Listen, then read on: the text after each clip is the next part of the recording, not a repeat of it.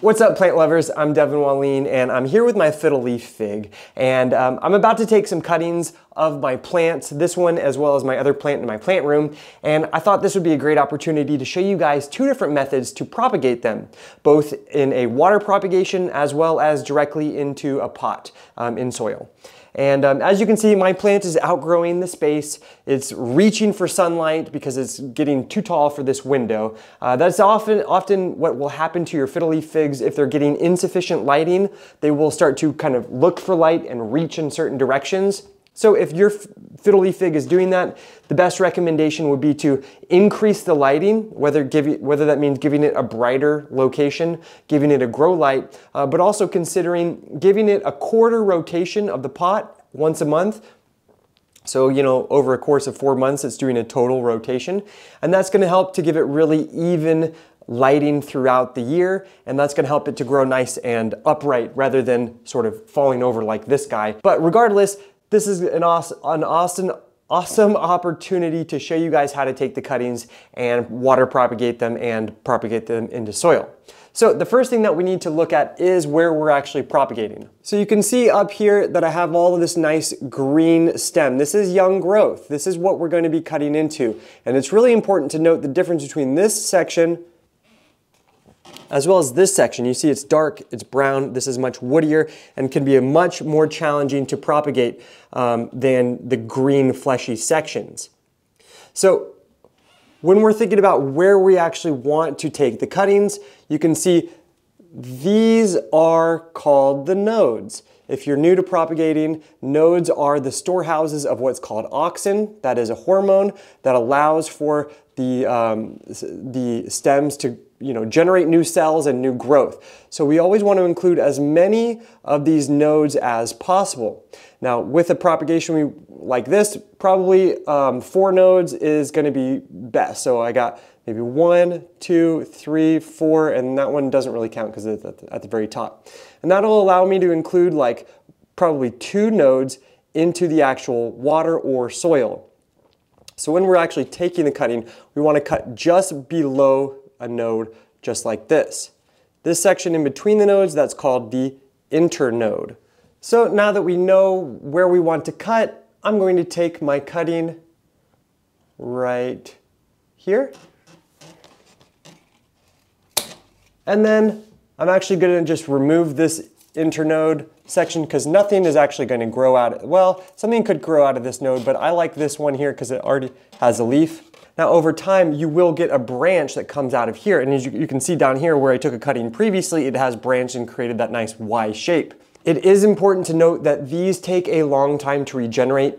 As I just mentioned, you will get renewed growth here, but it could take months. It could take 6, 9 months to create new growth. And many times what will happen is that some of the leaves below where you took that cutting, where you took that cut, might actually start to turn yellow or brown and fall off.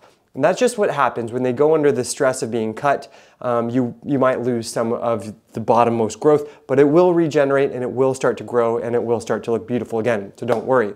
And on this guy, he's also clearly not getting enough light, so he's all crooked over. So I'll take another cutting of this one. So I got 1 node, 2 node, 3 nodes, 4 nodes, that looks good. I'll take the cutting right there.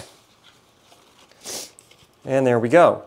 All right, so the next thing that we want to do is to prepare these cuttings. And so basically that involves removing this lowermost foliage. I like to just use my shears and just cut these leaves, the lowermost leaves, just like that. So that's going to free up those nodes to actually create root material, whether it's in the soil or in the water. So the nodes are where those roots are going to come from.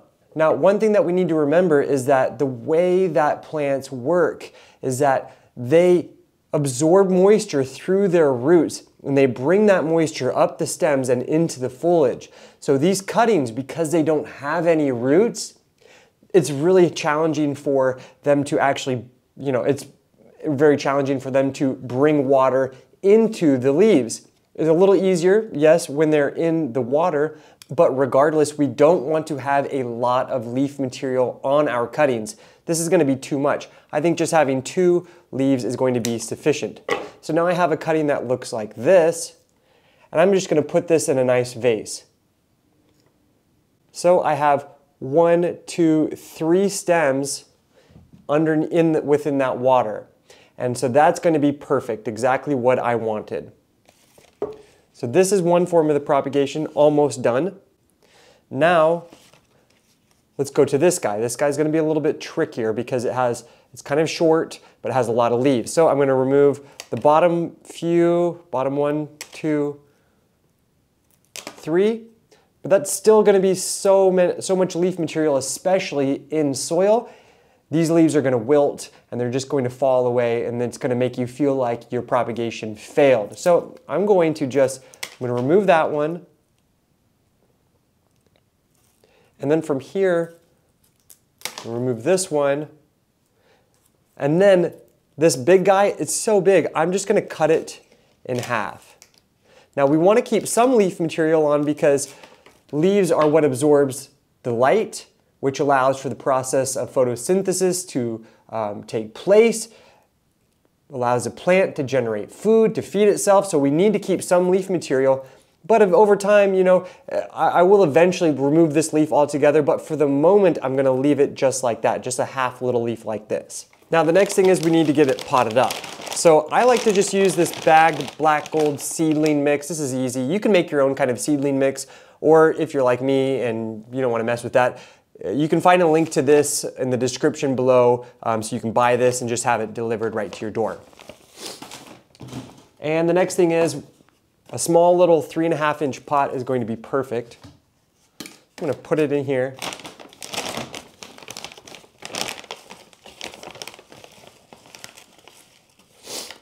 And then what I like to do is I like to pre-moisten my soil. That's just going to ensure that all that soil mix is nice and hydrated. And you can see that the soil is actually getting smaller as I do so. I use a chopstick, just mix it around. I'm going to top it back up.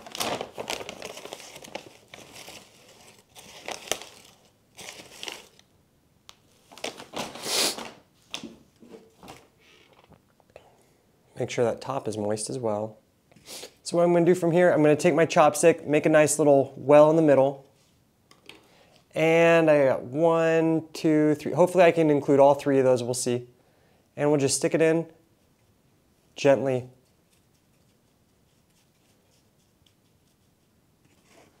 There you go. Now you have one nice cutting all planted up. And probably the most important part is to put them onto a heat mat. So it doesn't matter if it's in water or if it's in the soil. Both of them will appreciate being on the heat. The bottom heat is going to stimulate root growth much more quickly.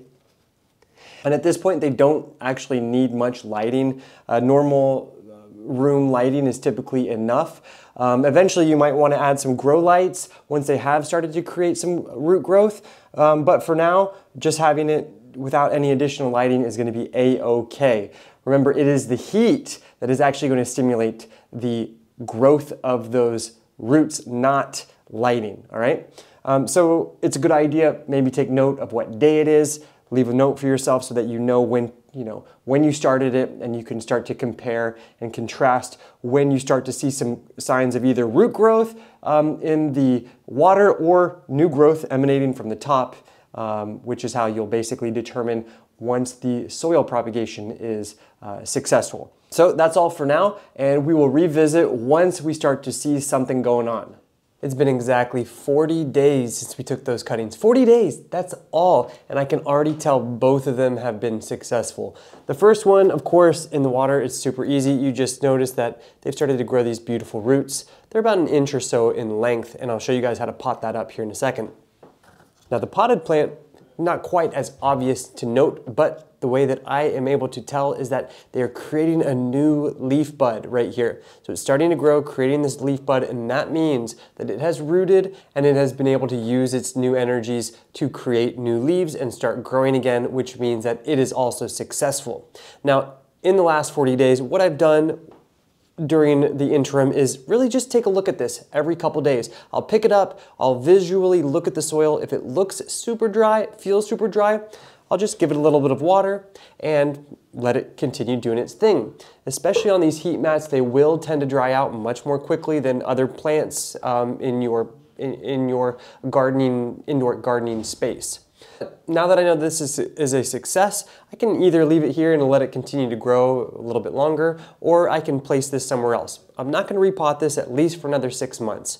But for now, I'm going to just allow it to stay in this container, fill out this pot with its roots, which will allow for a nice, healthy root system to form on this baby plant. Now, let me show you guys what to do with your water propagations once they've started to create some roots like this. So I'm going to be using that same seedling starter mix, that bagged mix that I showed you guys earlier. And what I've done this time is I've put it into a bowl, I've added water, and I've just stirred around so that it's really nice and consistently moist. If you take a handful of it and you squeeze it, you can see there's water dropping, droplets coming out, but it's not like sopping wet. It's also not dry. So it's kind of in that happy medium. Pre-moistening it, it's always my preferred method when I'm potting up new propagations. Now I have a little like 3.5 inch pot, same size as I had with the other guy. As I mentioned earlier, we want to keep them in small containers while they're small plants. All of our tropical houseplants, they like to have their roots pretty nice and snug in their containers. So we're going to start with this guy, and we're going to just fill it up with this seedling starter mix.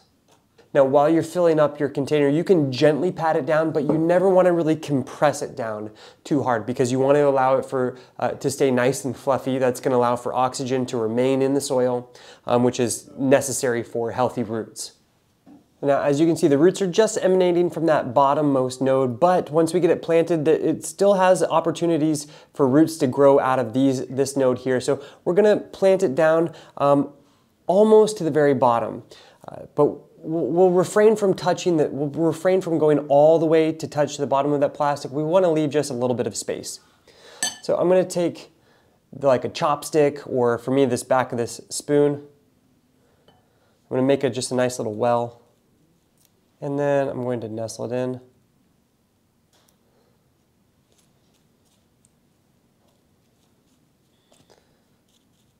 Pat it down. And as I pat it down, and the soil went down a little bit further than I would like, so I'm going to top it up.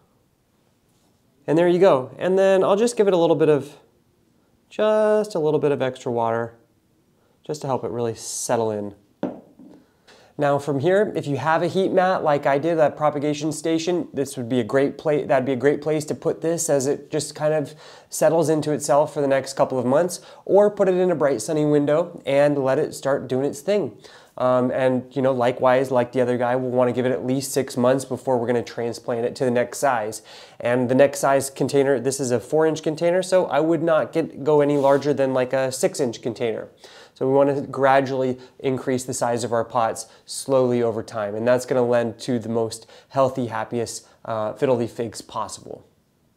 And with that, now you know how to propagate your Fiddle Leaf Fig 2 different ways. It's super fast, it's super easy, it's extremely rewarding, and you know, you can easily increase the stock of your plants, or if you have a friend with a Fiddle Leaf Fig, while they're not looking, bring out some scissors, take a little snip, and bring one home for yourself. If you do still have any further questions or comments, make sure to leave them down in the comment section below. Otherwise, consider subscribing to our channel, Plant Vibrations with me, Devin Wallien. We have new plant material coming out every single week.